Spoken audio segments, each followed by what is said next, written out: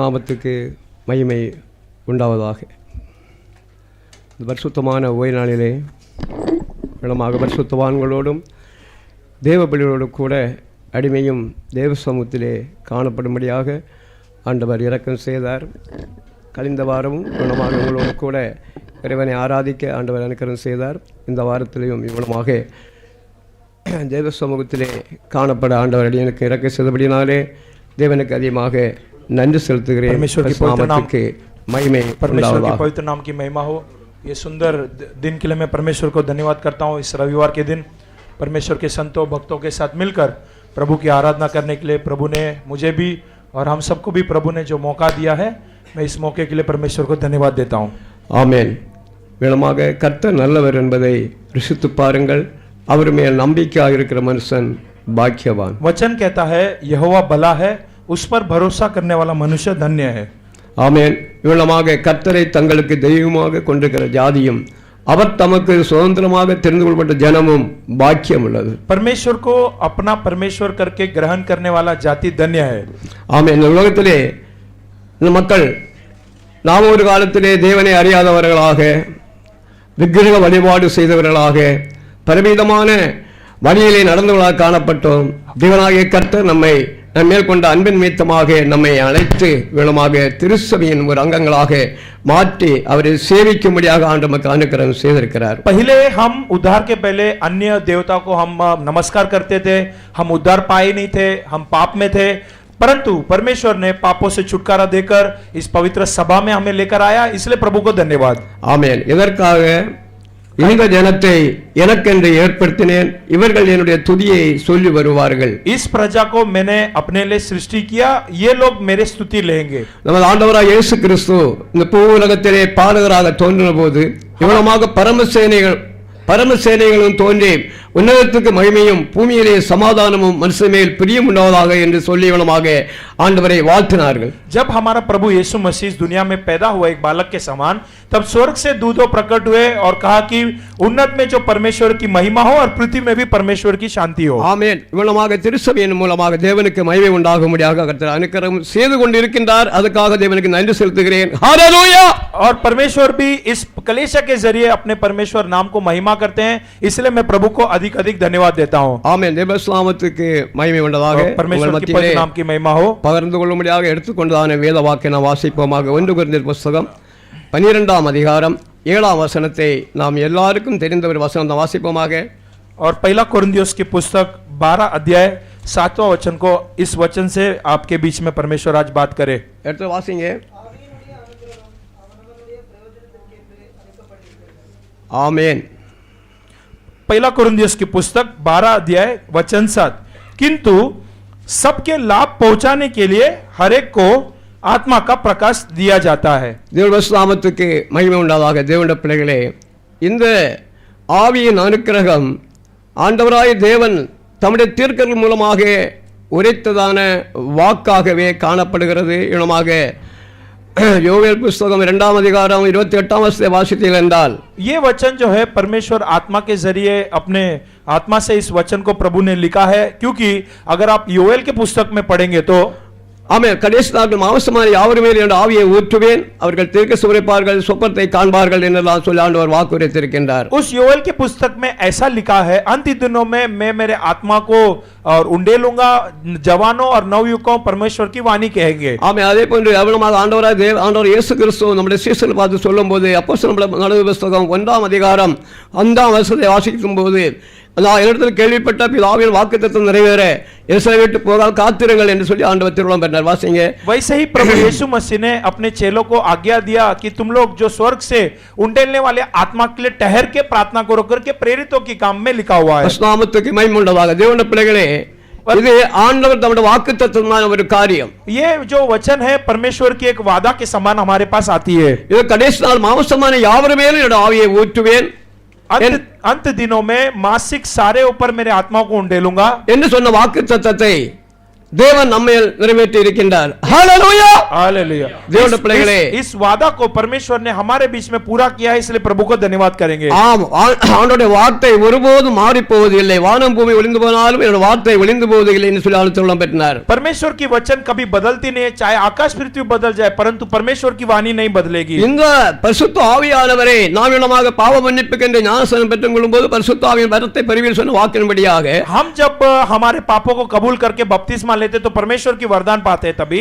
ஆண்டவர் இயேசு கிறிஸ்துவை விசுவாசி பாவ மன்னிப்புக்கென்று ஞானஸ்நானம் பெற்றுக் கொண்ட போது பரிசுத்த அபிஷேகத்தை ஆண்டவர் நமக்கு நல்கி தேவ ஜனங்களாக ஆண்டவரை மாற்றி வைத்திருக்கின்றார். ஹalleluya.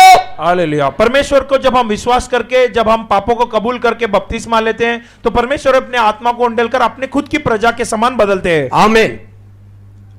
ஆவியின் அனுக்கிரகம், आत्मा की जो अनुग्रह, அவன் அவனுடைய பிரயோஜனத்துக்கென்று அளிக்கப்பட்டு இருக்கிறது என்று அப்போஸ்தலன் பவுல் கொரிந்திய சபையாருக்கு எழுதுகின்றார். सबको लाभ पहुंचाने के लिए हर एक को आत्मा का प्रकाश दिया जाता है करके यहाँ पर प्रेरित पौलुस लिखते हैं कोरिन्थियस की पुस्तक में। அவன் அவனுடைய பிரயோஜனத்துக்காகவே அளிக்கப்பட்டிருக்கிறது பரிசுத்த ஆவி. सबके लाभ पहुंचाने के लिए पवित्र आत्मा परमेश्वर दिया गया है। முதலாக पहली बात, பாவ மன்னிப்பு உண்டாகிறது. பரிசுத்த ஆவியை பெற்றுக்கொண்ட பிள்ளைகளுக்கு முதலாக உண்டாகிறது பாவ மன்னிப்பு. और पहली बात यह है कि पापों की कबूलात। ஆமென். பாவ மன்னிப்பை இந்த நாட்களிலே பெற்றுக்கொள்ள முடியாத மக்கள் என்னெல்லாமோ தேடிக்கொண்டிருக்கிறார்கள். और पापों की क्षमा पाने के लिए देखो लोगों क्या नहीं करते इस दुनिया में। நாமும் ஒரு காலத்திலே அப்படிதான் செய்யணும். எப்படியாவது நம்ம பாவம் மன்னிக்கப்பட வேண்டும். हम भी ऐसे ही थे एक जमाने में कि हमारा पाप क्षमा होना है। பல புண்ணிய ஸ்தலங்களுக்கு சென்றோம். और कई पवित्र स्थलों में हम यात्रा किए होंगे। பல தான தர்மங்களை செய்தோம். और कई हमने दान किए होंगे। பலவிதமான நன்மைகளை செய்து எப்படி ஆயினும் और पाप की क्षमा पाने के लिए कई सारे भलाई किए होंगे। பாவம் மன்னிக்கப்பட வேண்டும் कैसा भी पाप क्षमा होना है என்று பிரயாசப்பட்டோம். ऐसे हम सभी ने एक टाइम में प्रयास किया। ஆனால் ஆண்டவராய் தேவன் நம்மேல் கொண்ட அன்பின் நிமித்தமாக ஆண்டவராய் இயேசு கிறிஸ்துவை விசுவாசத்தை தொடக்கிறவர் முடிக்கிறவராய் இருக்கிற கர்த்தராகிய இயேசு கிறிஸ்துவை நாம் பார்க்கிறோம். लेकिन प्रभु परमेश्वर हमारे ऊपर प्रेम करने के निमित्त और परमेश्वर ने उस बातों को हमारे लिए सफल करके அந்த दिया है। விசுவாசத்தை தந்து उस विश्वास को परमेश्वर ने हमें दिया। ஆண்டவராய் இயேசு கிறிஸ்துவின் நாமத்தினாலே ஞானஸ்நானம் பெற்று यीशु के जो त्रिएक नाम से हम बपतिस्मा लिए பரிசுத்த அபிஷேகத்தை பெற்றுக்கொண்டோம். और पवित्र आत्मा के अभिषेक को हमने पा लिए। இது பாவ மன்னிப்பு உண்டாகும்படி பாவத்தை முதலாக மன்னிக்கிறது. और ये जो बात से क्या होती है, पहली बात पापों की क्षमा होती है। இரண்டாவதாக और दूसरी बात, அதாவது மனுஷனுடைய வாழ்க்கைக்கு ஒரு துணை அவசியம். और मनुष्य की जिंदगी में एक साथी बहुत जरूरी है। ஆண்டவர் தமது சோதரன் ஆதாமை ஏவாளை பார்த்து சொன்னார், இவ்வளமாக மனுஷன் தனியா இருப்பது நல்லதல்ல. परमेश्वर ने हदम को देखकर कहा कि मनुष्य अकेला रहना ठीक नहीं है, அவன் ஏற்ற துணை உண்டாக்குவேன். इसको एक सही जोड़ी मैं तैयार करूंगा। இது நாட்கள் நாம் எடுத்துக்கொள்கிறது, அதாவது திருமண காரியத்தை பற்றி தான் நம்ம சொல்லுவார். இல்லை, தேவ ஆவியானவர் மனுஷன் தனியா இருப்பது நல்லதல்ல. और परमेश्वर ने, हम सोचते हैं ये सब शादी की बात है, लेकिन ऐसा बात नहीं। அவனுக்கு ஒரு துணை வேண்டும். मनुष्य के लिए एक साथी बहुत जरूरी है। அதைத்தான் ஆண்டவராய் தேவன் சொன்னார். யோவான் 16ஆம் அதிகாரத்தில் 6ஆம் வசனத்தை வாசித்தீர்கள் என்றால், और उसी बात को अगर योवान के पुस्तक 16 अध्याय में पढ़ेंगे तभी வாசிங்க யாராவது யோவான் 16:6. और योवान 16:6। ஆனாலும் நான் இவைகளை உங்களுக்கு சொன்னதினால் ஆ உங்கள் இருதயம் துக்கத்தால் நிறைந்திருக்கிறது. ஆ நான் உங்களுக்கு உண்மை சொல்லுகிறேன், ஆ நான் போகிறது உங்களுக்கு பிரயோஜனமாய் இருக்கும். ஆ நான் போகாதிருந்தால் தேற்றரவாளன் உங்களிடத்தில் வரார். ஆ நான் போவேனேயாகில் ஆ. அவரை உங்களிடத்துக்கு அனுப்புவேன். ஆமென். அவன் தேற்றரவாளனை ஆண்டவர் அனுப்பி தந்திருக்கின்றார். ஹalleluya. उस सहायक परमेश्वर को प्रभु ने हमारे बीच में भेजा, इसलिए प्रभु को धन्यवाद करेंगे। மனுஷன் தனியா இருப்பது நல்லதல்ல. मनुष्य अकेला रहना ठीक नहीं, அவன் ஏற்ற துணை உண்டாக்குவேன். उसको सही साथी என்ன சொன்ன தேவன்? இவனாக தேற்றரவாளனை உங்கள் மத்தியிலே ஆண்டவர் அனுப்பி இருக்கின்றார். ஹalleluya. ऐसे एक तसल्ली परमेश्वर को प्रभु ने तुम्हारे बीच में लाया है, दिया है, इसलिए प्रभु को धन्यवाद। இந்த தேற்றரவாளனுடைய வேலை என்ன? सहायक यानी कि तसल्ली देने वाले का काम क्या है?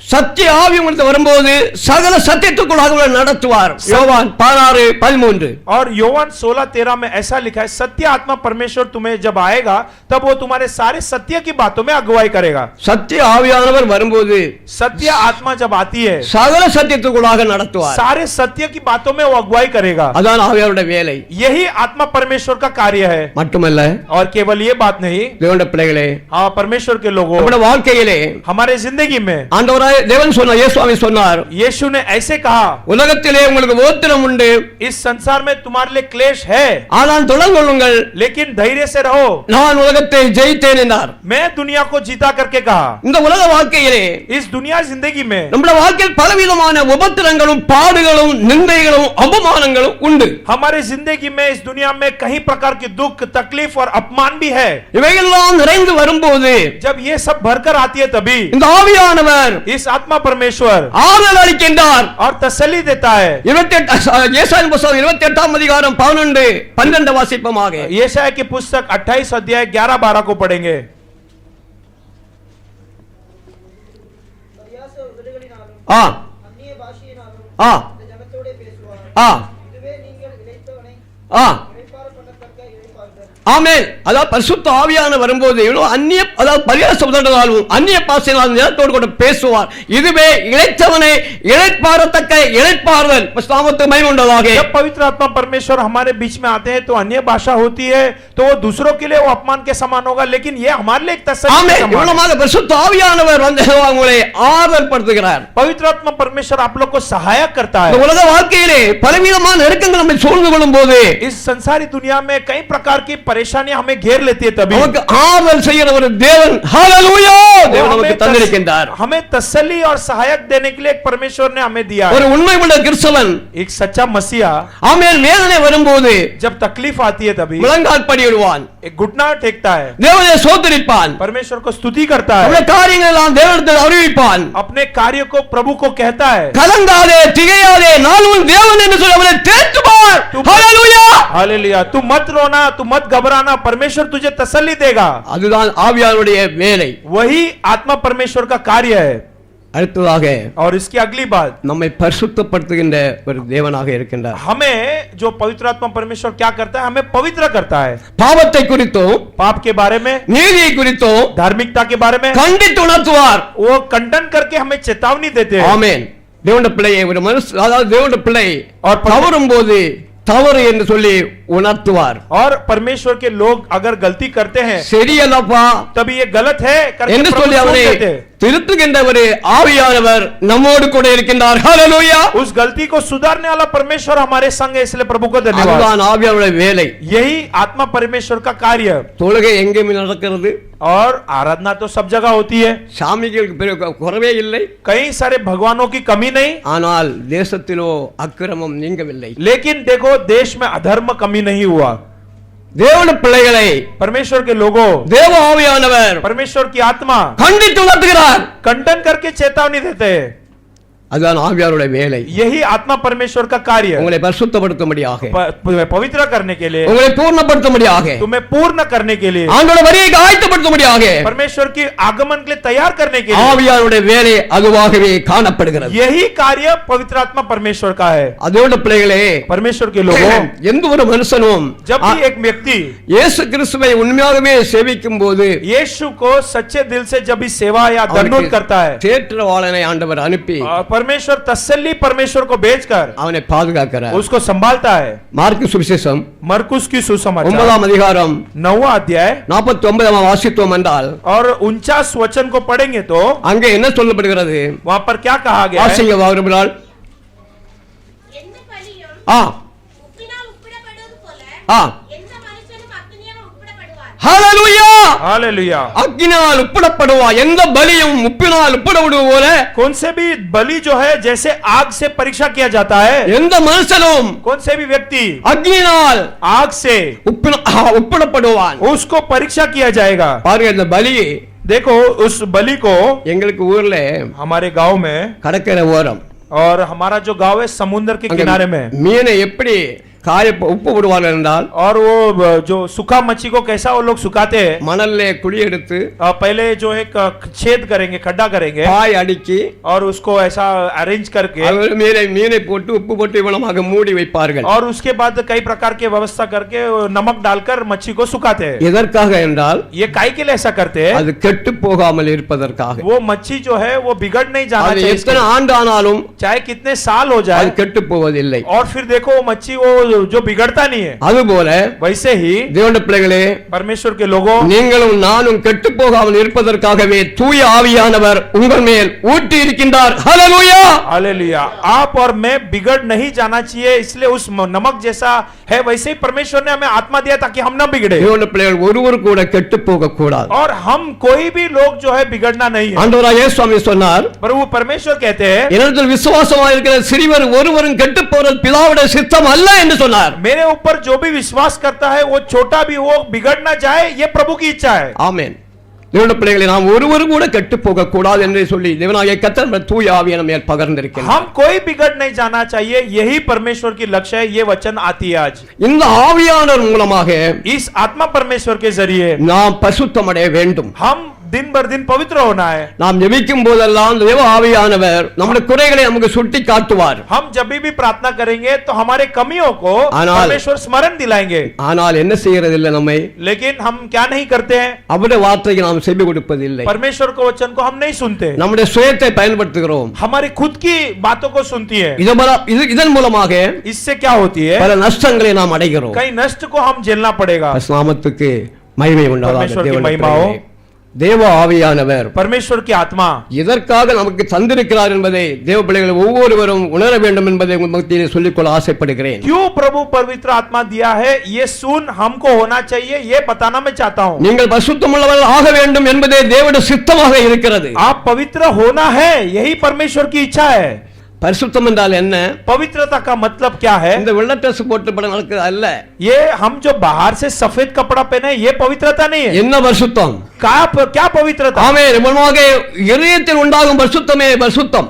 हृदय में होने वाली पवित्रता को ही पवित्रता कहते இந்த हैं। பரிசுத்தத்தை ஆண்டவர் விரும்புகிறார். इस पवित्रता को परमेश्वर चाहते हैं। தூய ஆவியார் அதற்காகத்தான் ஆண்டவர் பகிர்ந்திருக்கின்றார். पवित्र आत्मा परमेश्वर इसी कारण आपको दिया गया है। ஆவியினால் நீங்கள் கழுவப்பட வேண்டும். आत्मा से धोया जाना है। அந்த ஆவியானவர் மூலமாக நாம் அழிக்கப்பட வேண்டும். அதாவது ஒருவன் கிறிஸ்துவுக்குள் இருந்தால் यदि कोई मसीह में है, அவன் புது சிருஷ்டியாக இருக்கிறான். वो एक नया सृष्टि है, பழைய ஒளிந்து போயின, पुराने बातें बीत गई, எல்லாம் புதிதாயின என்று நாம் வேதத்தில் வாசிக்கிறோம். सब कुछ नई हो गई, ऐसे वचन में पढ़ते हैं। இந்த நாட்களிலே आज के दिन में இருக்கிற காரியங்களை நினைக்கும் போது जो कार्य हो रही है उसे கண்ணீர் வடிக்க வேண்டிய ஒரு நிலைமை உண்டாயிருக்கிறது. आंखों से आंसू आ जाती है, ऐसे परिस्थिति है। தேவனுடைய பிள்ளைகள் அதிகமாக தேவ ஆவியை பெற்றுக்கொண்ட பிள்ளைகள் और எதற்காக ஆவியார் நம்மை பகிர்ந்திருக்கிறார் என்பதை உணர்ந்து கொள்ள வேண்டும். क्यों पवित्र आत्मा परमेश्वर हर एक को दिया गया है, इसे आप लोग जरा ध्यान से सोचिएगा। இந்த ஆவியானவரால் நடத்தப்படுவோம் என்றால் इस पवित्र आत्मा से अगर हम अगुवाई किए जाएंगे நாம் तो தீமை செய்வதில்லை. हम बुराई नहीं करेंगे। தேவனால் பிறந்தவன் எவனோ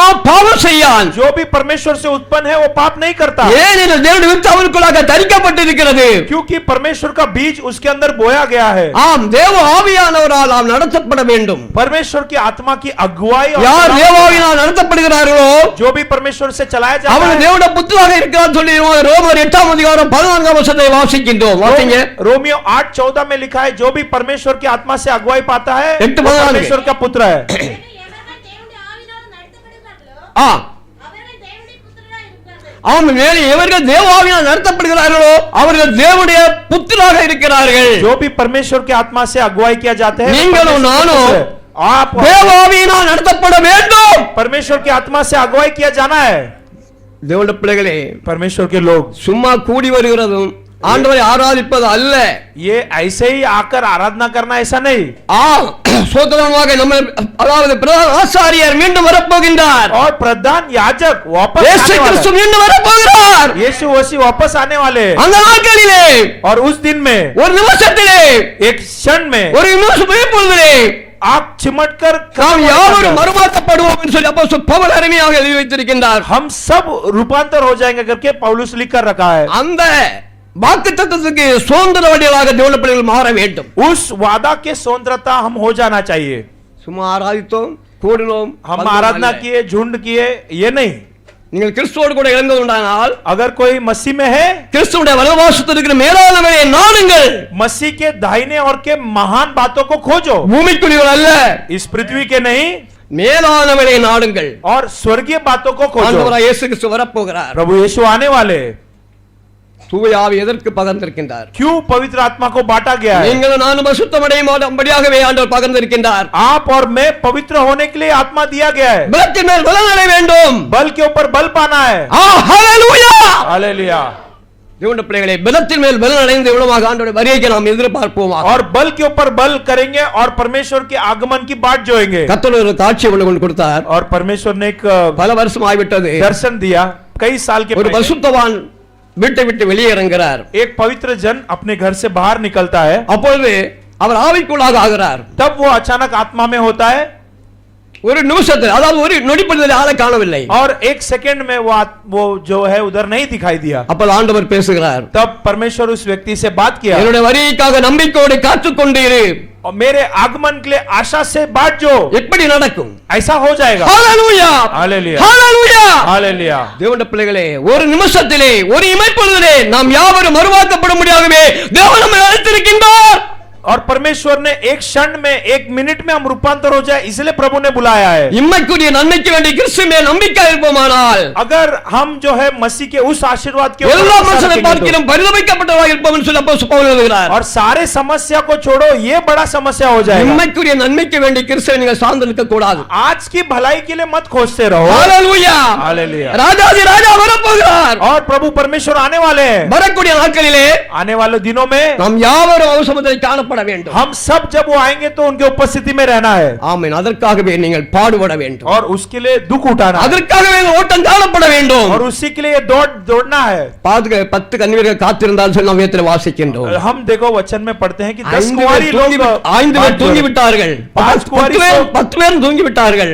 10 लोग भी सो गए थे, 5 பேர் புத்தி உள்ளவர்களாக காணப்பட்டார்கள். 5 लोग बुद्धिमान स्त्री थी, தங்கள் விளக்குகளை எண்ணெய் கொண்டு போனார்கள். अपने दीपक में तेल जो एक्स्ट्रा भी लगा வேகமாக 10 பேர் தூங்கி விட்டார்கள். நடுராத்திரியிலே மணவாளன் வருகிறார் சத்தம் கேட்டது. और 10 भी सो गए। अचानक आधी रात में दूल्हा आ गया, आवाज आ गया। ஆயத்தமாக இருந்தவர்கள் जो तैयार थे மணவாளனுடைய அறைக்குள் பிரவேசித்தார்கள். और जो है दूल्हा के घर पे प्रवेश किया। ஆயத்தம் இல்லாதவர்கள், जो तैयार नहीं थे, நான் உங்களை அறியேன். मैं तुम्हें नहीं जानता।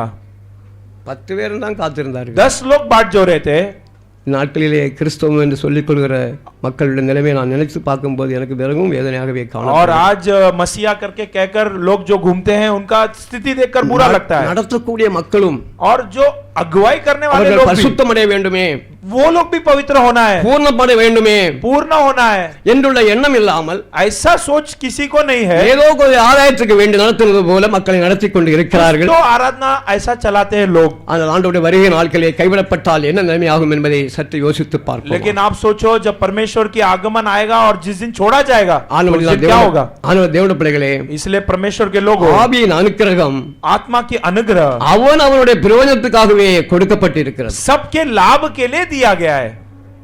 நாம் யாவரும் ஆண்டவருடைய வருகைக்காக நாம் ஆயத்தப்பட வேண்டும். हम அதுதான் सभी நமக்கு लोग அவசியம். परमेश्वर की आगमन के लिए तैयार होना है। இங்க இருக்கிறதான நிலைமைகளை பார்த்து கலங்கி விடக்கூடாது. பரிசுத்தநாமத்துக்கு மகிமை உண்டாவதாக. और जो इधर की उधर की बातों को देखकर चिंता होने की जरूरत नहीं है। ஆண்டவர் ராத்காலத்திலே ஒரு வார்த்தை சொன்னார். और प्रभु ने एक वचन என்னுடைய ஆவியினால் எல்லாம் ஆகும் என்று சொன்னார். मेरे आत्मा से सब कुछ होगा करके कहा। பரிசுத்தநாமத்துக்கு மகிமை உண்டாவதாக. परमेश्वर के नाम की महिमा। பலத்தினாலும் அல்ல, பராக்கிரமம் அல்ல, என் ஆவியினால் எல்லாம் ஆகும் என்று சொல்லி வாக்குரைத்தார். बल से नहीं, शक्ति से नहीं, मेरे आत्मा से सब कुछ होगा करके प्रभु ने कहा। தேவ ஆவியினால் எல்லாம் ஆகும். परमेश्वर की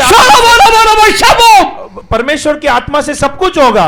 ஆவியானவரால் எல்லாம் செய்யக்கூடும். और आत्मा परमेश्वर से सब कुछ அந்த होगा। ஆவியானவரை நாம் பெற்றிருக்கிறோம் தேவனுடைய பிள்ளைகளே. उस आत्मा को हम पाए हैं परमेश्वर இந்த के लोगों। வருஷத்தில் ஆண்டவர் எனக்கு காண்பித்த வாக்கு எப்படியாவது திருசபை, அதாவது ஒரு ஸ்திரீ எண்ணெய் ஊற்ற கடந்த நாட்களிலே சொன்னேன். और आने वाले दिनों में मैंने कहा ऐसा, ஆமென். திருசபையானது தேவாவினால் நிரம்பி இருக்கும். ஹalleluya. परमेश्वर की कलीसिया आत्मा से भरे रहना चाहिए। நாம் எப்பொழுதும் ஆயத்தமாக हम காணப்படுவோமாக. सदैव तैयार होना चाहिए।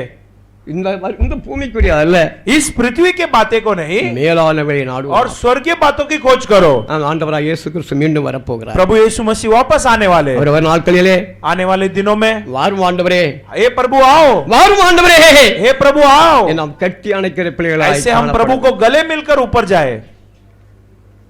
வாருங்கள், பிதாவினால் ஆசீர்வதிக்கப்பட்டவர்களே, आइए प्रभु से आशीषित पाए हुए लोग, உலகம் உண்டான உங்களுக்காக ஆயத்தப்பட்ட இடத்தில் பிரவேசிங்கள் சொல்லுற அந்த அழைப்புக்கு நாம் பாத்திரமாக மாற வேண்டும். ஹalleluya. इस पृथ्वी और जो उसके बातों के लिए तैयार किए उस आशीर्वाद के अंदर प्रवेश करना है. கடமைக்காக ஆண்டவரை ஆராதிக்காதீர்கள். फर्ज के लिए आराधना मत कीजिए. பாஸ்டர் பேசுவாரே சொல்லி ஆராதிக்க வராதீர்கள். और पास्टर जी चिल्लाएंगे उसकी இல்லை, आराधना करने அன்புடன் मत आइए. சத்தியத்தை கைக்கொண்டு வாழ்கிற பிள்ளைகளாய் காணப்படுவோமாக. और सत्य को पालन करने के लिए आराधना में आइए. ஆண்டவரை ஆராதிக்க வேண்டிய கடமை நம்முடைய கடமை. आराधना परमेश्वर की आराधना करना हमारे फर्ज है. நம்ம ஆண்டவரை யார் ஆராதிப்பாய்? हमारा परमेश्वर को कौन आराधना करेंगे? நம்ம தான் ஆராதிக்கிறோம். हम ही आराधना करेंगे. ஹalleluya. हालेलुया. ஹalleluya. हालेलुया. தேவனுடைய பிள்ளைகளே, அப்படி நாம் இறை சமுதிரை கடந்து வர வேண்டும். वैसे हम उस मकसद के साथ परमेश्वर की उपस्थिति में आए. ஆண்டவரை ஆராதிங்கள். और परमेश्वर की आराधना करो. அதற்காக தான் நான் உங்களை என்னையும் ஆண்டவர் தெரிந்து கொண்டார். और ஹalleluya. उसी बात के लिए परमेश्वर ने आपको और मुझे चुना. நாம் ஆண்டவரை ஆராதிக்க हम வேண்டும். परमेश्वर को आराधना करना है. நாம் அப்படி தேவ ஆவியை பெற்றுக்கொண்ட பிள்ளைகள் தேவ ஆவியினாலே நிரம்பி நாம் வாழவும் வேண்டும். और ऐसे जो परमेश्वर की आत्मा जो भी पाए है परमेश्वर की चलावट से हम आगे இந்த बढ़े. உப்பு உப்பிடப்படுவது போல, और जैसे उस मच्छी இந்த में மீன் नमक உப்பிடப்படுவது போல மனுஷன் கெட்டு போகாமல் இருப்பதற்காகவே தூய ஆவியை ஆண்டவர் பகிர்ந்திருக்கின்றார். जैसे मच्छी जो है सड़ना नीचे करके नमक डाला था, नाम अनुदिनम- वैसे ही मनुष्य बिगड़ना नीचे करके हमारे पास आत्मा है. அனுதினமும் தேவ கிருபையிலே நாம் வளர்கிற பிள்ளைகளாய் காணப்பட வேண்டும். प्रतिदिन परमेश्वर के अनुग्रह में हम आगे बढ़ते रहे. ஆம், தேவ பிள்ளைகளாய் காணப்படுகிறது. நாம் நம்முடைய பெற்றுக்கொண்ட அபிஷேகம் உங்களை நினைத்திருக்கிறது, உங்களுக்கு போதிக்கும் என்று சொல்லப்படும். வாசிங்க 1 யோவான் 2ஆம் அதிகாரம் 27ஆம் வசனத்தை வாசித்தீர்கள் என்றால், और पहली யோவான் 2 अध्याय 27 वचन को अगर आप வாசிப்போம். लोग पढ़ें, தமிழர்களால் வாசிங்க. நீங்கள் அவராலே பெற்ற அபிஷேகம் ஆ உங்களில் நிலைத்திருக்கிறது. ஆ ஒருவரும் உங்களுக்கு போதிக்க வேண்டுவதில்லை. இல்லை. ஆ அந்த அபிஷேகம் சகலத்தையும் குறித்து உங்களுக்கு போதிக்கிறது. ஆ அது சத்தியமாயிருக்கிறது. ஆ. பொய்யல்ல. ஆ. அது உங்களுக்கு போதித்தபடியே அவரில் நிலைத்தீர்களா? ஹalleluya. हालेलुया. அது உங்களுக்கு போதித்தபடியே அவள் நினைத்திருப்பீர்களாக. पहला யோவான் 2 अध्याय 27 में जैसा वो आत्मा सिखाता है वैसा तुम चले. ஆம், நீங்கள் பெற்றுக்கொண்ட அபிஷேகம் உங்களில் நிலைத்திருக்கிறது. जो अभिषेक पाए उसमें स्थिर रहो. அது உங்களை போதிக்கும். ஹalleluya. ராஜாவே, वो तुम्हें सिखाएगा, अगुवाई करेगा. அந்த ஆவியானவர் நம்மை போதிக்கிற தேவனாக और இருக்கின்றார். आत्मा परमेश्वर हमें सिखाने वाला परमेश्वर है. எத்தனையோ மக்கள் என்னெல்லாமோ பாடி துதிக்கிறாங்க, என்ன செய்றாங்க, ஆனால் और कई सारे लोग देखो गीत गाते அபிஷேகம் हैं, பெற்ற பிள்ளைகளுக்கும் மற்ற பிள்ளைகளுக்கும் வித்தியாசங்கள் உண்டு. लेकिन अभिषेक पाए हुए लोग और अन्य लोग में फर्क है. அதாவது தேவனால் பிறந்தவன் எவனோ जो भी परमेश्वर से उत्पन्न होगा பாவம் செய்யான். वो पाप ना करेगा, ஏனெனில் क्योंकि தேவனுடைய வித்து परमेश्वर की बीज அவனுக்குள்ளாக தரித்திருக்கிறது. और उसके अंदर बोया गया है. ஆம், ஆண்டவராகிய இயேசு கிறிஸ்துவுடைய தூய ஆவியானவர் உங்களோடு கூட இருக்கிறார். प्रभु परमेश्वर की पवित्र आत्मा तुम्हारे அந்த संग है. ஆவியானவரை நாம் அணைத்து விடக்கூடாது. उस आत्मा को हम न बुझाए. அப்போஸ்தலர் பவுல் எழுதும்போது, और प्रेरित पौलुस लिखते समय ஆவியிலே அனலாயிருங்கள், आत्मा में जागृति रहो, கர்த்தருக்கு ஊழியம் செய்யுங்கள் परमेश्वर की सेवा करो, என்றெல்லாம் சொல்லப்பட்டிருக்கிறது. ऐसा लिखा गया है. ஆவி அவித்து போடக்கூடாது. और आत्मा को मत बुझाइए. இந்த ஆவி எப்பொழுது அவியும் தெரியுமா? कब आत्मा बुझेगी? நீங்க தேவனுக்கு விரோதமாய் பாவம் செய்யும் போது அது அவிந்து போகும், அவிந்து जब போகும். आप परमेश्वर के विरोध में पाप करोगे तभी आत्मा बुझेगी. இப்ப அவருக்கு மெழுகுத்திரி எரியுது, और अब मान लो एक दीपक जल रही है, இது अணைந்துட்டால் अगर वो दीपक बुझ गया तो அப்படியே நிக்கும். और वो अंधेरा उधर அப்ப அதை रुक जाए, திரும்ப கொளுத்து யார் கொளுத்த முடியும்? वापस उस दीपक को कौन जलाएंगे? மனுஷன் கொளுத்த முடியாது, தேவன் தான் அதை கொளுத்த முடியும். मनुष्य नहीं, परमेश्वर को ही जलाना पड़ेगा. அப்ப தேவன் நமக்கு तो நீதிமான் 7 தடவை விழுந்தாலும் तो धर्मी 7 बार गिरे तो भी அவன் எழுந்திருப்பான். वो उठेगा. அப்படிதான் வேதம் சொல்லுகிறது. वैसे ही शास्त्र कहती है. பாவம் செய்யாதபடி நாம் பரிசுத்தமாக வாழ வேண்டும் என்பதற்காக இந்த ஆவியானவரை தேவன் நமக்கு தந்திருக்கின்றார். पाप न करे इसलिए इस पवित्र आत्मा को हमारे लिए दिया गया है. இந்த ஆவியானவர் நமக்கு போதிப்பார். इस आत्मा परमेश्वर हमें सिखाएगा. சொப்பன மூலமாக, தரிசன மூலமாக நம்மோடு கூட இடைபடுவார். सपनों के जरिए, दर्शन के जरिए हमसे बातें करेंगे.